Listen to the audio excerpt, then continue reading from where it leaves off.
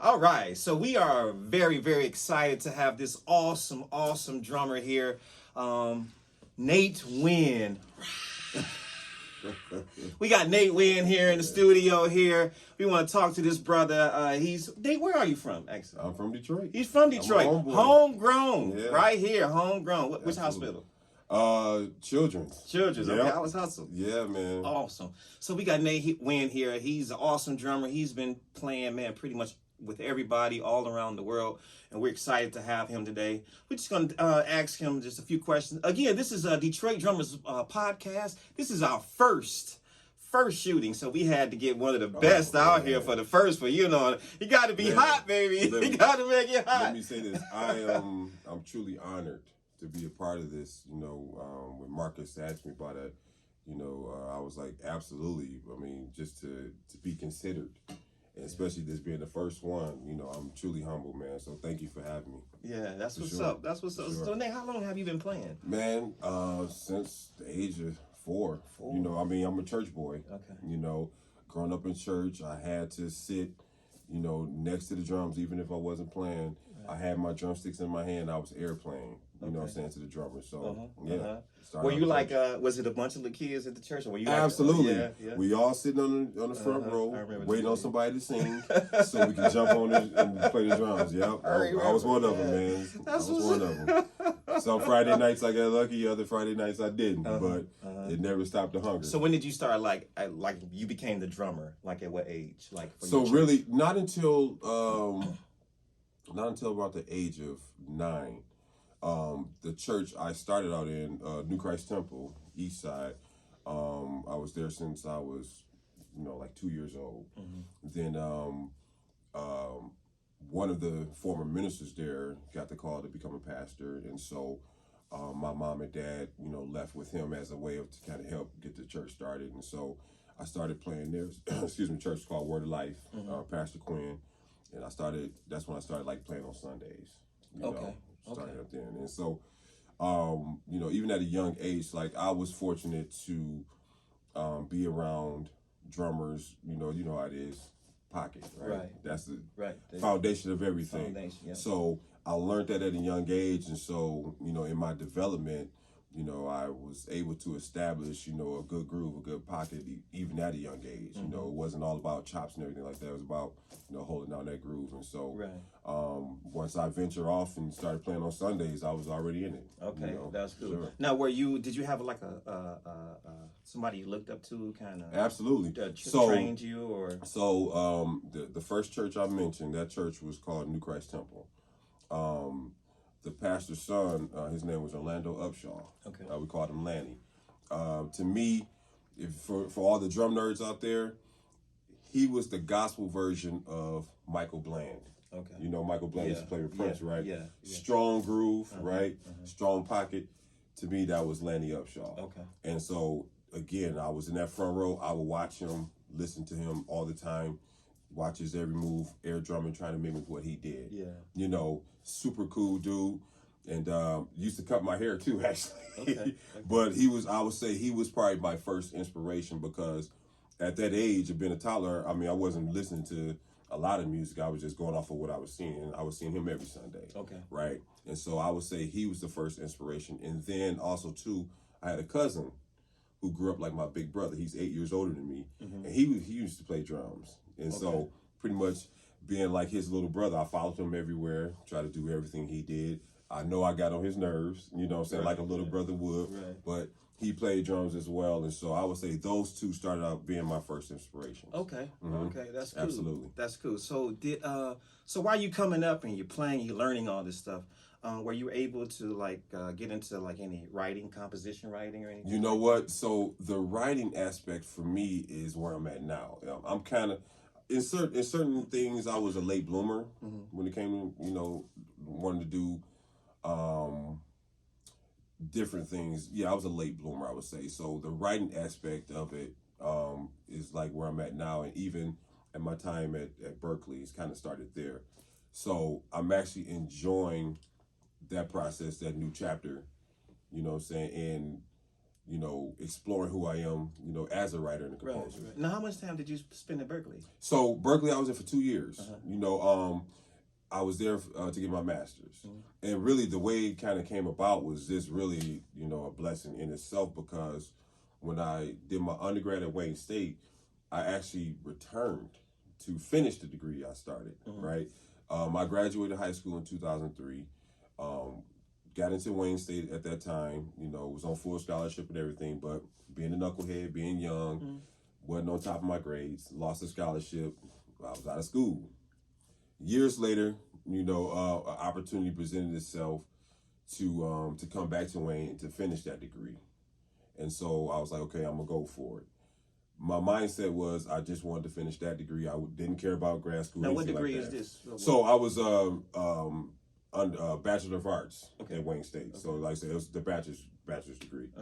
So I wasn't thinking about a master's, anything, none of that. I was just gonna go back to Wayne State, finish this degree, and be done. Okay. What happened was, being at Wayne State, getting the scholarship again, I had to be in an ensemble. You know, the Wayne State Ensemble had the opportunity to perform at the Jazz Fest. And so what happened was, as we were rehearsing, getting ready, we brought in a special guest. That special guest was an individual by the name of Danilo Perez, who started a master's program called the Global Jazz Institute at Berkeley. Okay. And so what happened, when he heard me in the rehearsal, he came up to me, we was like on a break, and he said, man, you know, you sound great, you sound wonderful. And he just asked me questions about, like, you know, what's my my goals here at Wayne State, what I'm up to. And I just told him, I said, you know, I just came back to finish my undergrad degree and then move on. And he was like, well, why don't we see about you coming to Berkeley when you graduate? I was like, is he serious? So I applied and got accepted. Yeah. And so I had graduated from Wayne State on my birthday in 2016. That following August, I went up to Boston to start my master's degree at Berkeley. Sweet. Yeah, and nice. So I was there for 2 years. Yeah, that was a blessing. It was a blessing, man, because you know, I say this all the time as a testimony to people. You know, we all make mistakes, right? Like I said, in my earlier years, you know, I goofed off, messed up on my grades. I was out of school. You know, for a while, you know, of course I was ashamed about it, you know, discouraged or whatever, because here I am, you know, one of the few in my family to go to college. I was on full scholarship and everything, and I messed it up. But, you know, God made provisions for me to turn that around and even take me beyond. And so I'm ever thankful for it. And this little portion just encourage anybody. No matter what mistakes you made, you can always come back even better from it. That's right. I'm a living witness. Fail forward. Yes, absolutely. Absolutely. Now, do you play any other instruments? Not really. I dibble and dabble with piano. I want to learn bass, so I'm be honest, I'm nowhere near where I should be in that. But I'm learning it because, especially for piano, for like I said, with writing and everything like that, you know, I find it easier, at least for me, to be in front of that kind of instrument, the melodic instrument, when I'm hearing melodies or whatever. And so I'm trying to expand more in keys or whatever, so that, I mean, like, really, like, have it down to where, you know, my writing can really have some substance to it. Especially explaining to the band, I'd be like, well, I want this here, I want that there. You know? Right. So, it comes in handy. Yeah, making your own because I know what I'm hearing, you know, so obviously hearing one thing is different than actually communicating it. You know, yeah, that's right. I get it. Yeah. So you're talking about listening. I know drumming obviously is, you know, you got to have big ears. Big ears and big eyes. Yes, sir. Right. So obviously you're in situations where you just got to kind of wing it. You know, you got to improvise. Yeah. Do you like improvising? How well do you improvise? Do you prefer improvising over something that's a little more structured? You know what? I'm kind of open to whatever the music is going to take it. So, yes, in a sense. Well, how often do you get to like improvise? I guess when you're playing and then you're performing. It depends. Just depends on the situation. Yeah, it depends on the situation. Different, yeah, absolutely. Really, it mainly comes if I'm doing a straight ahead gig. You know, for the most part. Other musicians who I know who play straight ahead but do other things musically, I may have that avenue to explore that as well, like Demetrius Neighbors or my friend Chris Johnson, trumpet player, those kind of groups or whatever. So, I mean, it's a variety of a variety of situations where I do get to do that, but then obviously you understand, you know, there's the other ones where it's like, hey, this is what the show is. This is it, and they Stick don't want to nothing it. else. Yep. Give 'em what they Anything want. else is uncivilized. Yep. Absolutely. Yeah. Absolutely. Because So- you want to keep getting hired. So. Yeah, that's right. That's the name of the game. For You sure. know, hey, he said, keep getting You hired. wanna keep Do doing- your job. Do your job. Nothing more. Yep. Whatever it requires, do the job. That's right. That's right. So, tell me, who do you listen to? Like some of your favorite drummers? Man, do we have that kind of time? No. Give me the top five. But it's a mix, man, because, you know, I come from a mixed bag. I pride myself on trying to be a chameleon musically or whatever. So, I mean, I can go from, okay, your Elvin Jones to your Jeff Tain Watts to Kendrick Scott to Eric Harlan. I love Will Kennedy. I love Teddy Campbell. Of course, Calvin Rogers, being a gospel guy. Some of our local guys, man, my brothers like Marquise Johnson, Kenny Brooks. Yeah. You know, I mean, it's just so many guys. Dana Young Davis, phenoms, yeah. Skeeter, Mario Skeeter Winans. yeah. You know, so many guys who I love to listen to. I like Travis Barker. I like Carter Beauford from the Dave Matthews Band. You know what I'm saying? I like I said, I pride myself on having a mixed bag of musicians. You know, Nate Smith, another guy, Nate's drummer, amazing drummer, amazing guy, yeah. and Nate Wood. Yeah. You know, I'm leaving guys out, but just know there's just so many.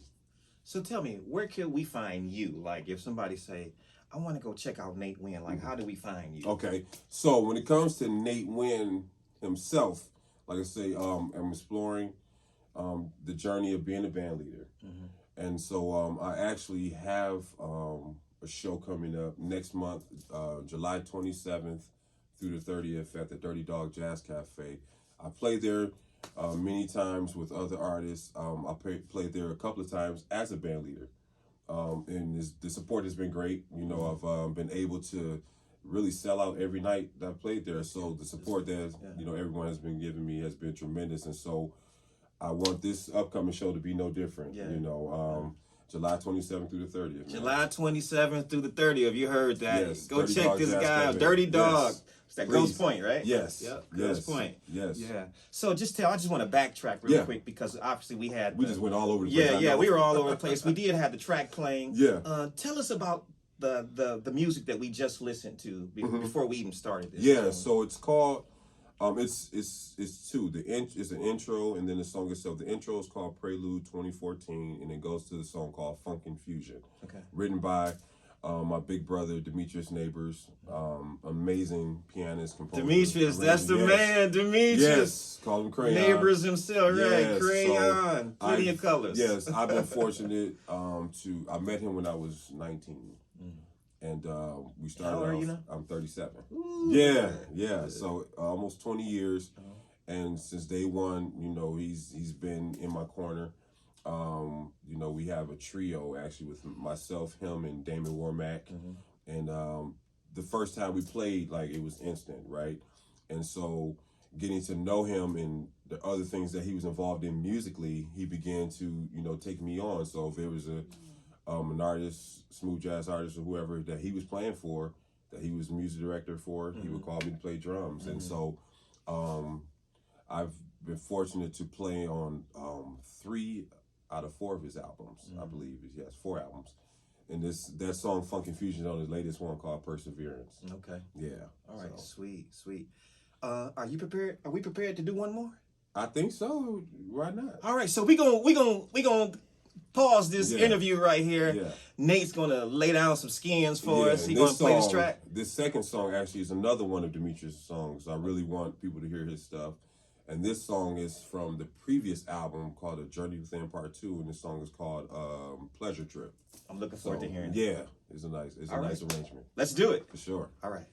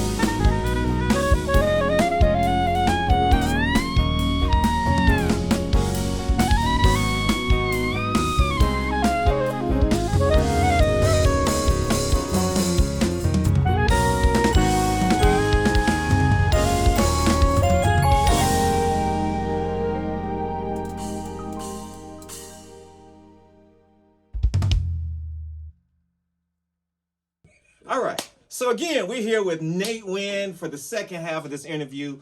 And we want to talk about that song that we just heard. What was the name of that song again? It's called Pleasure Trip. Pleasure Trip. Yeah. It was a pleasure listening to it. Yeah. And so the nuances that you were doing inside of the song, like, you know, some of the setups and stuff. Who taught? Did you learn that in school, or is that something you just picked up? Really, I guess you could just say just kind of along the way of just what we talked about earlier, just kind of just being aware of what's going on musically. So I've always tried to be one when it comes to learning music, learning songs, like learning the inside and out, listening to everything so that I may find little spots here and there that may not be on the chart if I'm reading or whatever. So it's just one of those things, like I say, with the way Demetrius writes, you know, you can't help but just be, you know, intertwined with everything that's going on musically. Right. That's so, awesome. Yeah. Man. That's sweet. Yeah. That's sweet.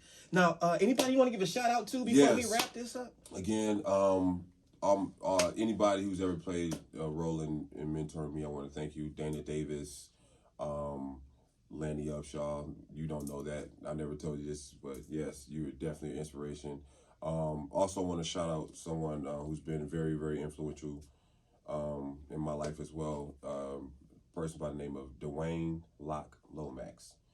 Used to play drums for the I know. Dramatic. Yeah, he used to play with my auntie's drum corps. Yes. Locke. Amazing man, amazing individual. Always took time out to talk to me, to encourage me, to help me. Will be on my case about that pocket. It was one time he heard me. He said, "You know, you played at 3 different tempos." And I was like, "Uh-oh." Yeah. So I want to shout him out as well. And then just, you know, everybody who's played a role in just support, encouragement, being a friend. Thank you all. Yeah. That's what's up. Hey, y'all, this is Nate Winn. We want to give a shout out to the man behind the curtain, Marcus Hunter, who put all this together. Sure. That's the man that you want to see for any recording needs that you have, whatever. He's the guy. He's also a musician, a drummer as well. Yes.